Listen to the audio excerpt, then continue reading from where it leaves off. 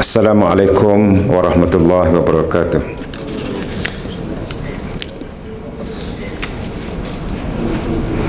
Yang berhormat ahli-ahli Majlis Mesyuarat Kerajaan Negeri, Yang Bahagia Datuk Raiha Azni binti Abdul Rahman, Pengerusi Lembaga Pengarah Universiti Teknologi Petronas,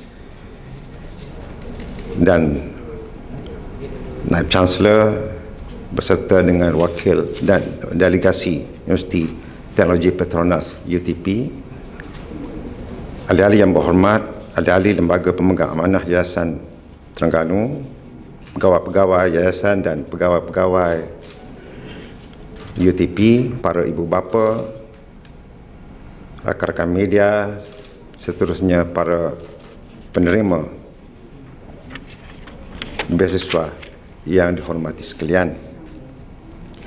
Alhamdulillah, kita bersyukur kehadrat Allah Subhanahu Wa Taala kerana dengan limpah rahmatnya dapat kita bersama-sama hadir dalam majlis menandatangani MOU program kerjasama pintar antara Yayasan Terengganu dengan Universiti Teknologi Petronas.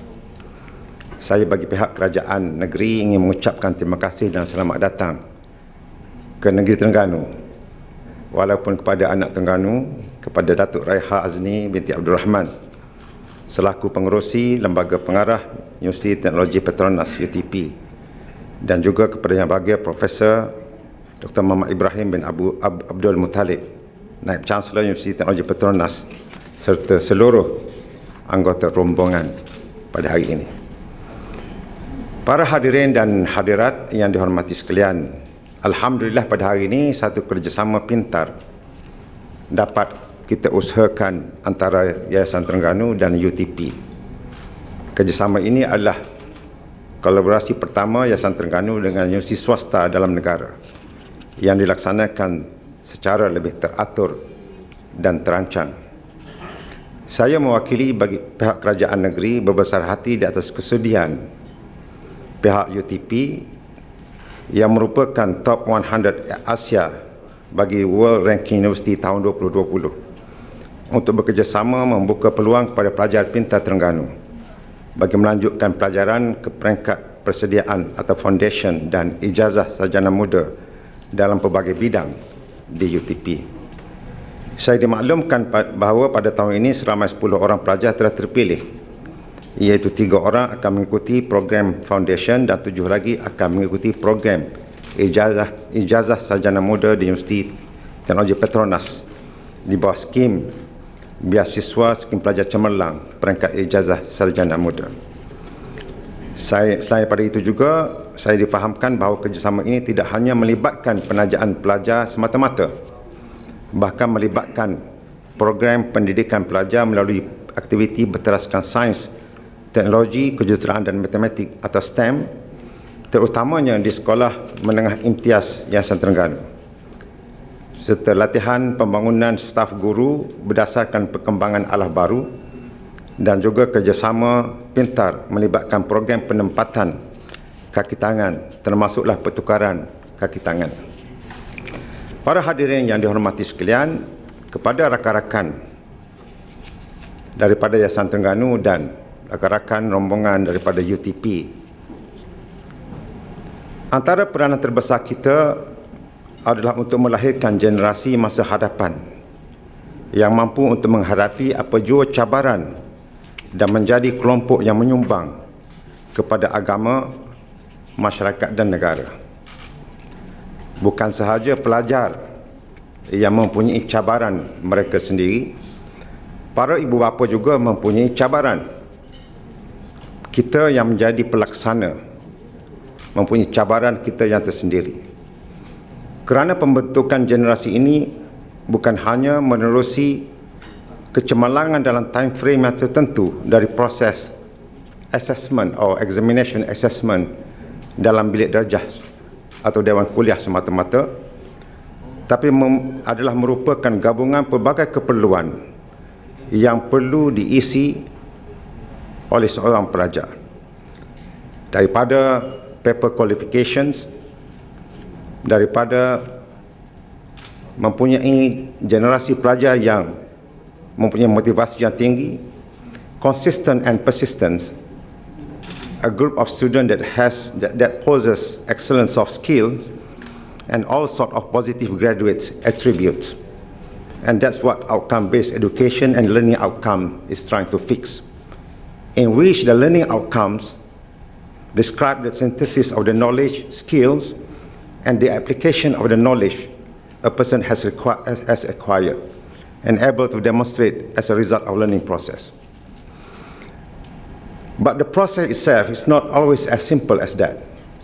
We could have excellent input and the process is perfect, but the finished good is impaired. We could have prepared our students to fulfill all sorts of requirements under the Washington Accord or other international accreditation body. But the main question remains whether they are really ready or able to face all sorts of challenges in their real intricacy of life. And this is the question for us as a policymakers, as an implementer, as far as Yayasan Terengganu and UTP is concerned. For the engineers and scientists, they may want to look at the relation between a given process deduced by a specific equations, and we could have a wide range of calculation results when we start to plug in with our initial value. Take a look at more serious one. For example, let's say we have a number of initial value of our boundary conditions. In solving a series of complex equations, such as Laplace transform in the process control, or fourth order equation in some heat transfer problem to get our desirable results, or until it reaches a steady state or equilibrium. We will definitely note that our result will depend very much on the stated boundary condition or the initial value. Ladies and gentlemen, our efforts today will be our initial value, our starting point for them, and we are responsible to plan the initial value to the generations to come. The bottom line, the process will be the same for everybody, but it will be very much dependent on the input model and how to adapt or modify various boundary conditions to achieve our targeted goals to our respective students. That's what we need as we go along in our collective Yayasan Terengganu UTP program, namely start, get our input, check the process, get the results, analyze, improve, make adjustment, modifications, perfect the process, analyze again, and so on and so forth. We need to keep on updating the process to be implemented to our students, so that in the years to come, in 4 years' time they are in the university, they are going to be better and better by day. Let's refresh our memory on the failure of innovations and time-based factors that lead to the collapse of the giant companies such as Nokia, Kodak, Xerox, Blockbusters, IBM, BlackBerry, Polaroid, to name a few. And this is the specialty, the expertise of Datuk Raiha Azmi. So we need to keep up with the changes of the society, things that are happening very fast in the current world. And we need to adapt our children, our students to face that sort of challenges. Para hadirin dan hadirat sekalian, bagi pihak kerajaan negeri, kita berusaha untuk menyediakan sebaik mungkin asas-asas untuk terus memaju kecemerlangan Terengganu dalam medan pendidikan. Sebagai contohnya, dalam membiayai pendidikan, kerajaan negeri ada menyediakan pertama beasiswa program ACCA atau Association of Chartered Certified Accountants. Yang kedua, bantuan persediaan IPT. Ketiga, beasiswa skim pelajar cemerlang, peringkat sarjana dan doktor falsafah. Keempat, beasiswa pelajar cemerlang. Kelima, tabung siswa pelajar, dan keenam, program kecemerlangan pendidikan. This is what's on the table. Kepada pelajar-pelajar dan rakan-rakan pelajar, you have wide range of things in front of you that you need to grab and fulfill your dream. And I believe it's not just your dream, This is your parents' dream, your siblings' dream, your brothers, your sisters, your community dreams, and ummah dreams, insya-Allah. Suka untuk saya berpesan kepada anak pelajar, manfaatkan peluang dan kesempatan yang ada ini. Whatever you may choose to be the best of all. Martin Luther King Jr. once said, if a man is called a street sweeper, he should sweep streets even as Michelangelo painted, or Beethoven composed music, or Shakespeare wrote poetry. He should sweep streets so well that all the hosts of the heavens and earth will pause to say, here live a great street sweeper who did his job well. And same goes to all of you, my children, the students. Extraordinary people don't become extraordinary overnight or just by sheer luck. They make themselves extraordinary. You have to be extraordinary. They drive themselves. They do not give up. They have their goals and they push through to reach those goals. If you fall off the saddle, you dust yourself off and get right back on track.